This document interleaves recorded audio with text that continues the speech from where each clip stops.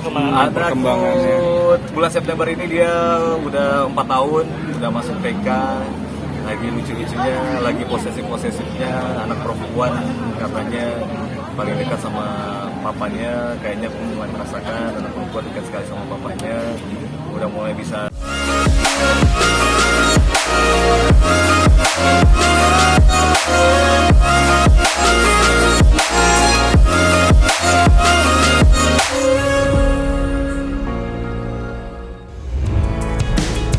Halo Seletubers, balik lagi nih bareng gue di channel kesayangan kita yang kekinian, terupdate, dan terpercaya.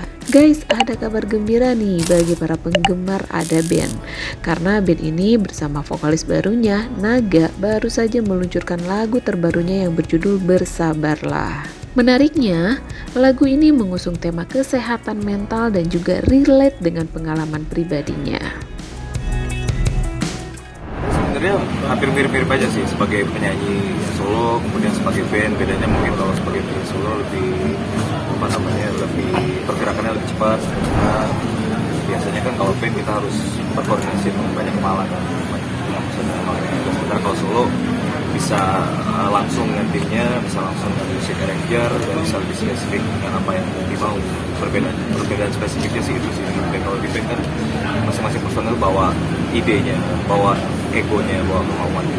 Kesan pertama mendengarkan lagu Bersabarlah kalau untuk aku pribadi, karena memang dari awal baca lirik lagu Bersabarlah ini aku ngerasa lagi kontemplasi, lagi ngobrol sama diri sendiri tentang kehidupan, tentang apa yang direncanakan. Kadang-kadang nggak semuanya terwujud. Sosial media tuh nggak sekejam itu ya, tapi ternyata luar biasa. Kadang-kadang kita baca, aku tuh termasuk orang yang cukup sering memperhatikan, membaca hampir setiap komentar. Kadang-kadang pas lagi santai atau lagi perjalanan baca semua komentar. Walaupun di mulut mungkin bicaranya santai aja kok, ngomongin komentar-komentar yang kejam gitu ya, jari-jari netizen yang kita santai aja. Tapi kita ya manusia biasa juga kan, yang hatinya juga nggak bisa bohong. Pasti ada perasaan down-nya, ada perasaan marahnya, ada benar-benar ngerasain seperti itu. Memang nggak sampai di tahap yang sampai ke psikolog sih, tapi aku sampai akhirnya les vokal lagi, sekolah vokal lagi, lebih ke untuk diskusi sama guru vokal juga. Sampai akhirnya guru vokalnya bilang sebenarnya nggak ada yang salah dengan cara lo nyanyi, yang salah tuh mental lo lagi kena. Naga juga berbagi pengalaman pribadi terkait kesehatan mental nih guys, terutama saat penantian panjang kehadiran Buah Hati dan awal karirnya bersama Ada Band.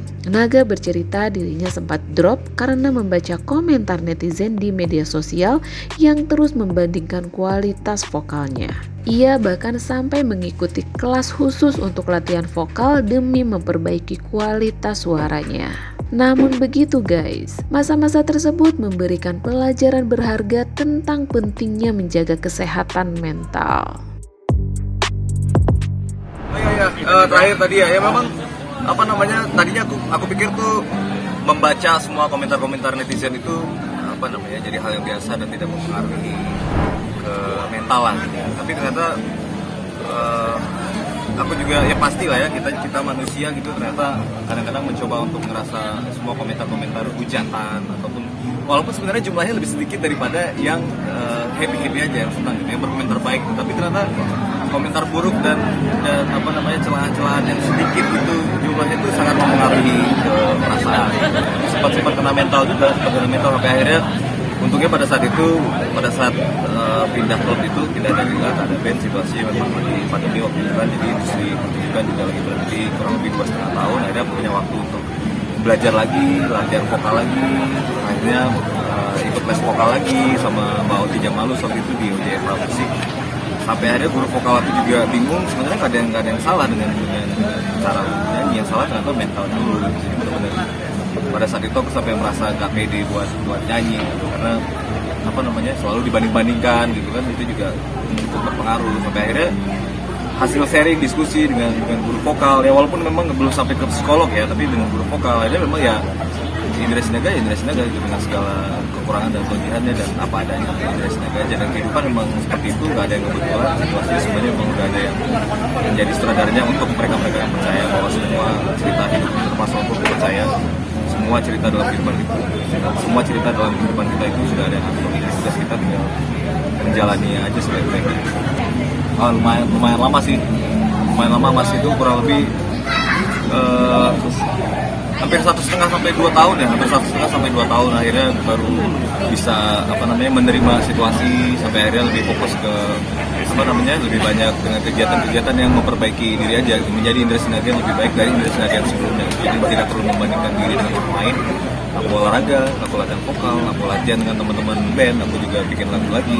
Jadi mengembalikan hal-hal ataupun kebiasaan-kebiasaan yang positif lagi ya.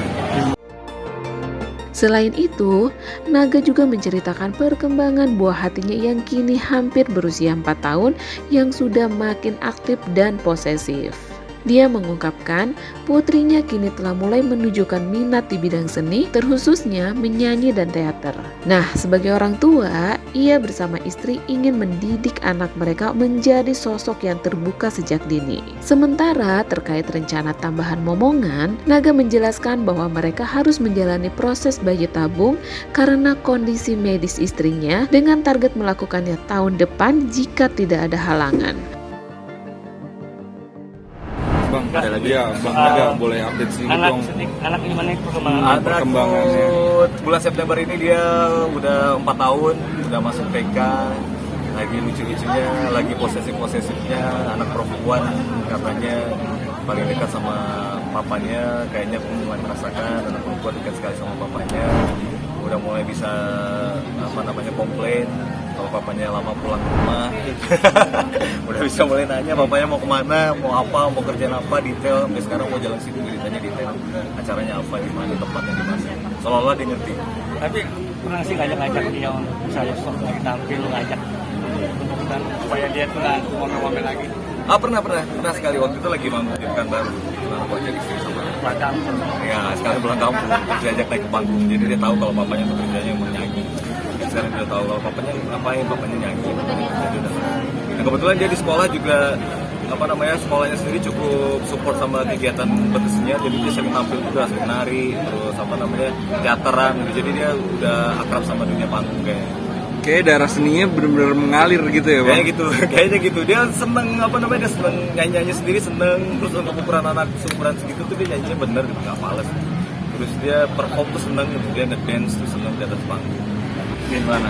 Tadinya masih punya harapan untuk bisa hamil secara natural akhirnya. Jadi pada saat kehamilan pertama anakku bayi hati, istriku tuh akhirnya tuba falopinya, jadi saluran ke ovarium ya, ke ibu telur itu yang sebelah kanan harus diangkat, tapi masih menyisakan yang sebelah kiri. Nah, tapi tahun lalu kejadian lagi gitu. Kita hampir hamil secara normal di tahun lalu kan. Jadi tapi kita nggak tahu karena kita pikir udah nggak bisa hamil secara normal. Ternyata kondisinya hamil tapi kita nggak tahu. Nah, si janinnya itu nempel lagi di tuba falopi yang sebelah kiri. Akhirnya tuba falopi sebelah kiri juga harus diangkat, dioperasi juga, diangkat. Kondisinya sekarang ovarium aman-aman aja, maksudnya secara sel tubuh semuanya bisa, tapi udah nggak bisa secara normal lagi, secara natural lagi. Jadi kalau misalnya mau punya anak berikutnya lagi harus proses bayi tabung lagi. Mudah-mudahan juga bayi tabung sendiri kan nggak pasti berhasil juga, nggak yang 100% setiap bayi tabung itu bisa berhasil. Mudah-mudahan nanti proses bayi tabung lagi yang kedua bisa punya omongan buat adiknya bayi hati, bisa langsung berhasil. Target, Bang, terakhir targetnya ada nggak maksudnya untuk bayi tabung? Kira-kira kapan bakal tahun ini bayi hati 4 realisasi? tahun, tahun depan bayi hati 5 tahun. Mudah-mudahan kalau nggak ada hambatan, mudah-mudahan semuanya lancar. Tahun depan pasti 5 tahun. Oke guys, sekian dulu videonya. Kalau kalian suka, boleh di like, di komen, di share, dan di subscribe.